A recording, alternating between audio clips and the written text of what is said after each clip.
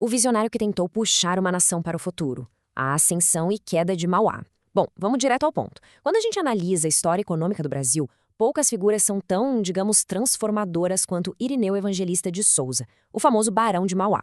Nossa análise de hoje vai desvendar exatamente como ele tentou, quase que na força do próprio braço, puxar um país inteiro para a modernidade. E para ter noção do tamanho da ambição dele, é só colocar lado a lado duas realidades completamente opostas. Pensa bem, no século XIX, o que a gente tinha? Uma economia super agrária, conservadora, presa na exportação e fortemente baseada no trabalho escravo. Do outro lado da moeda estava a visão radical do Mauá, um país industrial, moderno, focado no trabalho assalariado e totalmente conectado com o capitalismo global. É um abismo, né? E é justamente esse contraste enorme que dita toda a história que a gente vai explorar agora. Entrando na parte 1, uma nação da agricultura e a jornada de órfão a comerciante. Para entender como alguém cria uma visão de mundo mas tão diferente da realidade do próprio país, a gente precisa voltar para o começo de tudo. Imagina o seguinte, o ano é 1813, Irineu nasce no Rio Grande do Sul. E olha, a origem dele foi muito humilde, marcada por um baque enorme logo cedo. Ele ficou órfão ainda criança. Só que essa barra pesada forçou um amadurecimento muito rápido. Ainda muito jovem, ele se muda para o Rio de Janeiro, a grande capital do império na época. E é nessa agitação urbana que a trajetória dele começa a decolar. E o grande lance aqui é a rapidez com que ele cresce no comércio. Ele chega no Rio e mergulha de cabeça no mundo mercantil. Graças a uma inteligência super prática e uma disciplina de ferro, ele começa a subir degrau por degrau e bem rápido. Mas o que realmente muda o jogo é que esse destaque coloca ele em contato direto com firmas inglesas fortíssimas. E é aí, com essa influência internacional, que a semente de uma nova visão de mundo começa a ser plantada. Avançando para a parte 2. A centelha inglesa, testemunhando a revolução. Aquele contato no Rio de Janeiro foi só um aquecimento. O grande divisor de águas foi uma viagem fatídica para a Inglaterra. E não foi um passeio de negócios qualquer, viu? Ele simplesmente caiu de paraquedas no olho do furacão, o epicentro da Revolução Industrial. Os relatos históricos mostram que a cabeça dele explodiu com o que viu por lá. Tecnologias de ponta para a época, ideias novas de infraestrutura, modelos de negócios supermodernos. Ver aquelas fábricas a todo vapor abriu a mente dele para possibilidades que, no Brasil, nem passavam pela cabeça de ninguém. Essa viagem virou uma chave gigante na cabeça dele. Ele abandonou de vez daquele modelo econômico tradicional que conhecia.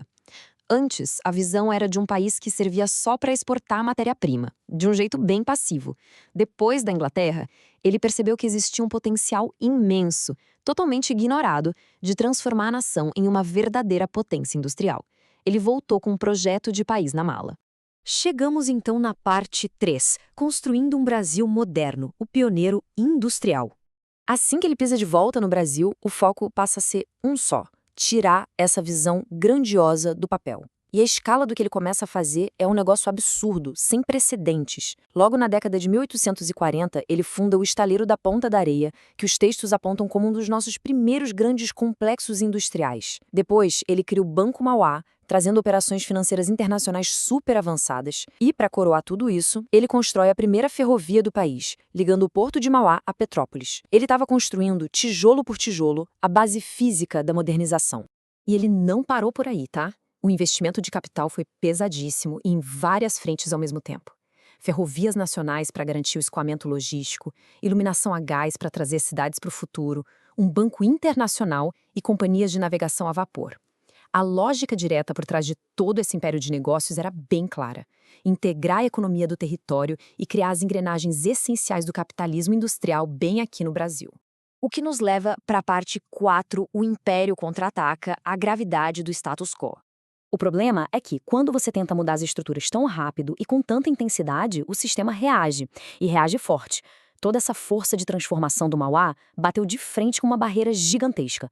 Foi um choque ideológico e estrutural. De um lado, as elites agrárias conservadoras, um modelo apoiado pelo próprio Dom Pedro II, totalmente focado na exportação agrícola e na escravidão. Do outro, as ideias do Mauá, forte viés de industrialização, pensamento liberal e uma postura anti-escravidão muito clara. A gente pode ver de forma bem neutra pelos registros que esse era um conflito essencial, quase inevitável, sobre o próprio futuro político e econômico da nação.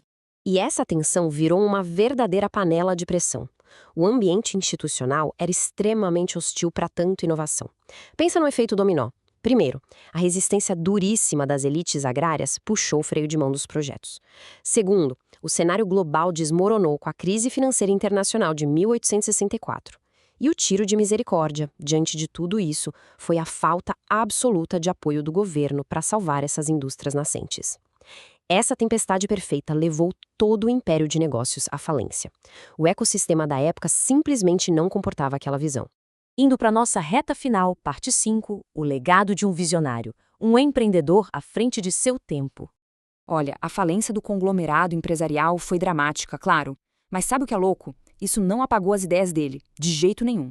Ele antecipou debates cruciais que só virariam política pública décadas depois. Ele já alertava sobre a necessidade urgente de diversificar a economia, exigia investimentos gigantes em infraestrutura e batia na tecla do desenvolvimento tecnológico. Ele basicamente diagnosticou as fragilidades e receitou as curas da economia brasileira muito antes de qualquer livro moderno de economia.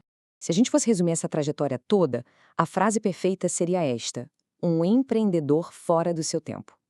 A vida e a obra do Mauá funcionam como uma lente de aumento que mostra o choque entre dois modelos. O Brasil agrário, conservador e dependente daquela época, contra o Brasil industrial, autônomo e global que ele sonhava. Ele encontrou barreiras culturais e institucionais que eram grossas demais para serem derrubadas pela força de vontade de uma pessoa só. E isso deixa a gente com uma pergunta final muito instigante. Será que um único visionário consegue, sozinho, superar a realidade estrutural e profunda de uma nação inteira? A história impressionante dessa mente brilhante convida a gente a refletir sobre os limites da inovação quando o próprio sistema resiste ferozmente ao amanhã. É uma baita lição sobre desenvolvimento, resistência sistêmica e as forças invisíveis que ditam o ritmo de um país. Fica aí essa excelente reflexão para a gente continuar entendendo como o passado constrói, ou muitas vezes atrasa, o nosso futuro. Até a próxima!